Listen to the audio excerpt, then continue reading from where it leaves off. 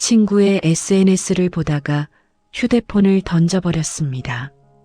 또 해외여행 사진, 또 맛있는 레스토랑 사진, 또 행복한 가족 사진. 다들 이렇게 잘 사는데 나만 이 모양인가? 비교하면 안 된다는 걸 알면서도 자꾸만 남의 삶과 내 삶을 비교하게 됩니다. 여러분도 남과 비교하며 우울해진 적 있으신가요? 부처님은 비교에 대해 뭐라고 말씀하셨을까요? 오늘은 46세 김미나 씨 이야기를 들려드리겠습니다. 미나 씨는 평범한 주부입니다. 남편은 회사원이고 중학생 아들이 하나 있어요. 작은 아파트에 살고 생활은 그럭저럭 괜찮습니다.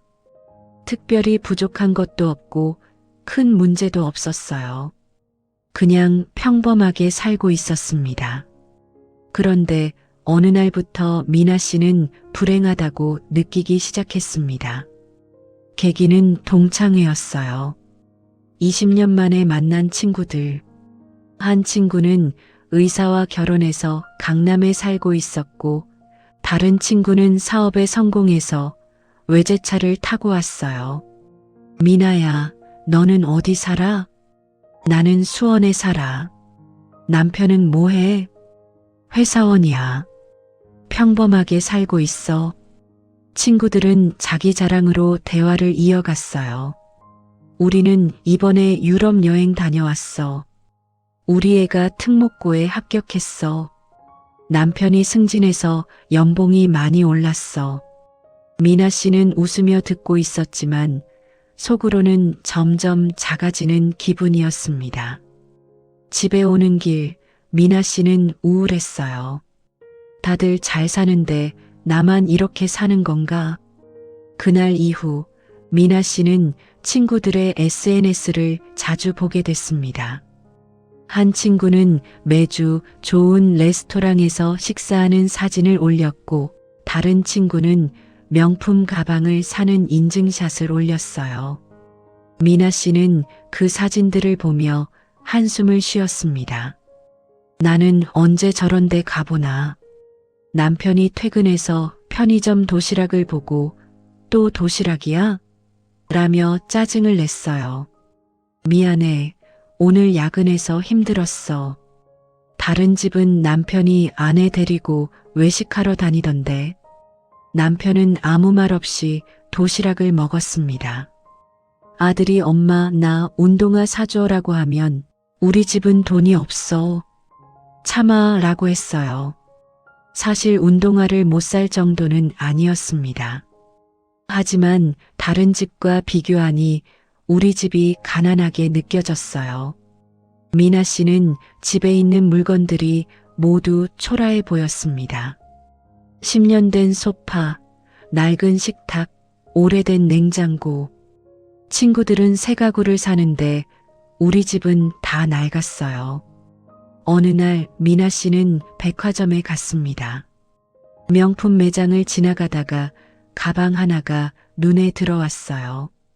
가격표를 보니 300만 원. 친구는 저런 거 쉽게 사던데.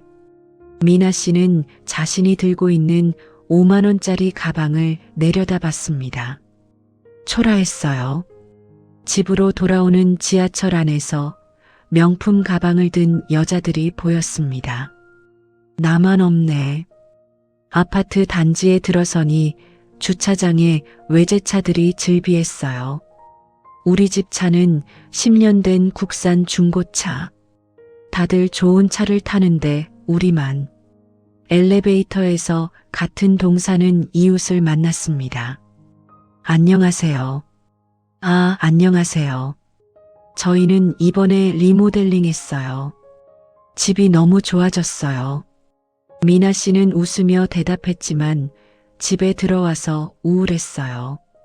우리 집은 언제 리모델링 하나. 거울을 보면 자신도 초라했습니다. 친구들은 피부과 관리를 받고 명품 옷을 입는데 나는 동네 마트에서 산 옷을 입고 있어요. 밤에 잠이 안 왔습니다. 침대에 누워도 머릿속에는 비교만 가득했어요. 친구들은 저렇게 사는데 나는 왜 이럴까? 식욕도 없어졌습니다. 밥을 먹어도 맛이 없었어요. 다른 사람들은 좋은 레스토랑에서 먹는데 비교하면 할수록 불행해졌습니다. 어느 날 미나 씨는 남편한테 말했어요. 당신 승진은 언제 해? 같은 나이 사람들은 다 과장, 차장 됐는데 남편은 힘없이 대답했습니다. 나도 열심히 하고 있어. 근데 회사 사정이 다른 사람들은 다 잘 되던데 우리만 왜 이래? 남편은 아무 말도 하지 않았습니다. 미나 씨는 매일 불행했어요. 아침에 눈을 뜨면 다른 사람들 SNS를 확인했고 친구들의 행복한 모습을 보면 우울해졌습니다. 왜 다들 나보다 잘 살까? 나는 뭘 잘못한 걸까? 비교는 끝이 없었습니다. 위를 보면 끝이 없었고 나보다 잘 사는 사람은 항상 있었어요. 미나 씨는 점점 남편한테 차갑게 대했고 아들한테도 짜증을 많이 냈습니다. 남편이 말했어요. 당신 요즘 왜 이래? 예전엔 안 그랬잖아. 예전엔 몰랐어. 다른 사람들이 어떻게 사는지. 미나 씨는 자신이 불행하다고 확신했습니다. 어느 날 미나 씨는 동네 도서관에 갔습니다. 무료하게 책장을 보다가 한 권의 책을 발견했어요. 행복은 비교에서 오지 않는다. 책을 펼쳐 읽다가 부처님 말씀이 나왔습니다.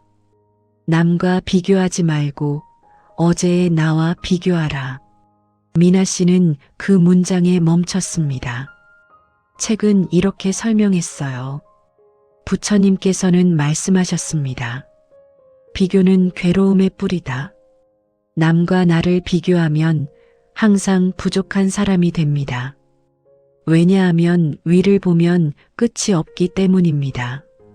누군가는 나보다 돈이 많고 누군가는 나보다 집이 크고 누군가는 나보다 외모가 뛰어납니다.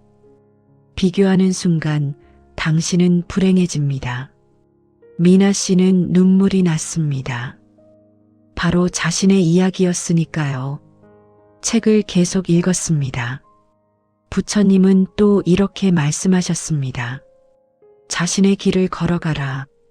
남의 길을 부러워하지 말라. 모든 사람은 다른 길을 걷고 있습니다. 친구가 의사와 결혼했다고 해서 그 삶이 행복한지는 모릅니다. 친구가 명품 가방을 샀다고 해서 그 마음이 평화로운지는 모릅니다. SNS는 보여주고 싶은 것만 보여줍니다. 그 뒤에 숨겨진 고민과 아픔은 보이지 않습니다. 미나 씨는 책을 덮고 한참을 생각했습니다. 나는 왜 남의 삶과 비교했을까? 내 삶도 충분히 괜찮은데. 집에 돌아오는 길 미나 씨는 주변을 둘러봤어요. 남편은 건강하고 성실합니다. 아들은 착하고 밝습니다. 우리는 빚도 없고 건강합니다. 작은 아파트지만 따뜻한 우리 집이 있습니다. 나는 충분히 가진 사람이었구나. 그날 이후 미나 씨는 달라지기 시작했습니다. 먼저 SNS를 덜 보기로 했어요. 친구들 소식이 궁금하지만 비교하게 되니까 거리를 뒀습니다. 대신 감사 일기를 쓰기 시작했어요. 매일 저녁 오늘 감사한 일 3가지를 적었습니다. 오늘 남편이 일찍 퇴근해서 함께 저녁 먹었다. 아들이 학교에서 상 받아왔다. 날씨가 좋아서 산책했다. 작은 것들이었지만 적다 보니 감사할 일이 많았습니다. 둘째, 어제의 나와 비교하기 시작했어요. 1년 전보다 요리 실력이 늘었어. 작년보다 건강해졌어. 예전보다 아들과 대화를 더 많이 해. 남과 비교하지 않고 나 자신과 비교하니 나도 성장하고 있다는 걸 느낄 수 있었습니다. 셋째, 남편한테 사과했어요. 여보, 미안해. 그동안 당신한테 너무 못됐지? 다른 사람이랑 비교하면서 당신을 힘들게 했어. 남편은 미나 씨를 꼭 안아줬습니다. 괜찮아. 나도 더 열심히 할게. 아니야. 당신은 충분히 잘하고 있어. 내가 욕심이 많았어. 그날 밤 두 사람은 오랜만에 편안하게 이야기를 나눴습니다. 아들한테도 말했어요. 아들아, 엄마가 미안해. 그동안 짜증 많이 냈지? 괜찮아요, 엄마. 엄마가 다른 집이랑 비교하느라 너한테 소홀했어. 미안해. 넷째, 있는 것에 감사하기 시작했어요. 낡은 소파를 보면서 10년을 함께한 소파네. 고마워. 오래된 냉장고를 보면서 매일 신선한 음식을 보관해줘서 고마워. 시각이 바뀌니 모든 게 달라 보였습니다. 어느 날 동창의 채팅방에 메시지가 왔어요. 다음 주에 또 만날까? 예전 같으면 비교하기 싫어서 안 갔겠지만 이제는 마음이 편했습니다. 친구들을 만나 웃으며 이야기 나눴어요. 친구가 자랑을 해도 진심으로 축하해 줄 수 있었습니다. 와, 좋겠다. 축하해. 비교하지 않으니 친구의 행복이 부럽지 않고 기뻤어요. 부처님께서 말씀하셨습니다. 남과 비교하지 말고 어제의 나와 비교하라. 비교는 불행의 시작입니다. 남과 나를 비교하면 항상 부족한 사람이 됩니다. 위를 보면 끝이 없습니다. 누군가는 항상 나보다 더 많이 가지고 있고 누군가는 항상 나보다 더 성공했습니다. 하지만 어제의 나와 비교하면 나도 성장하고 있다는 걸 알 수 있습니다. 1년 전보다 나아졌나요? 10년 전보다 발전했나요? 그렇다면 당신은 충분히 잘하고 있는 것입니다. 부처님은 또 이렇게 말씀하셨습니다. 자신의 길을 걸어가라. 남의 길을 부러워하지 말라. 모든 사람은 다른 길을 걷고 있습니다. 남의 길이 더 좋아 보일 수 있지만 그것은 착각입니다. 모든 사람에게는 보이지 않는 고민과 아픔이 있습니다. SNS는 행복한 순간만 보여줍니다. 그 뒤에 힘든 시간은 보이지 않습니다. 비교하지 마세요. 당신의 길을 걸어가세요. 비교를 멈추는 3가지 방법을 기억하세요. 첫째, 감사하는 마음을 가지세요. 없는 것을 보지 말고 있는 것을 보세요. 감사할 일을 매일 3가지씩 적어보세요. 둘째, 어제의 나와 비교하세요.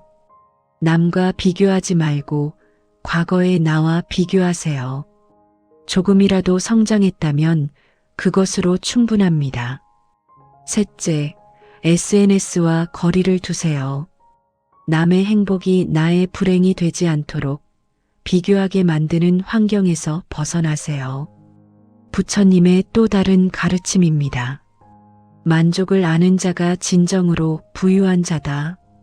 가진 것이 많아도 만족하지 못하면 가난한 것이고 가진 것이 적어도 만족하면 부유한 것입니다. 미나 씨는 비교를 멈추고 감사하기 시작하면서 비로소 행복을 찾았습니다.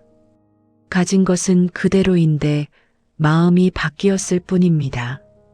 이것이 바로 부처님 가르침의 힘입니다.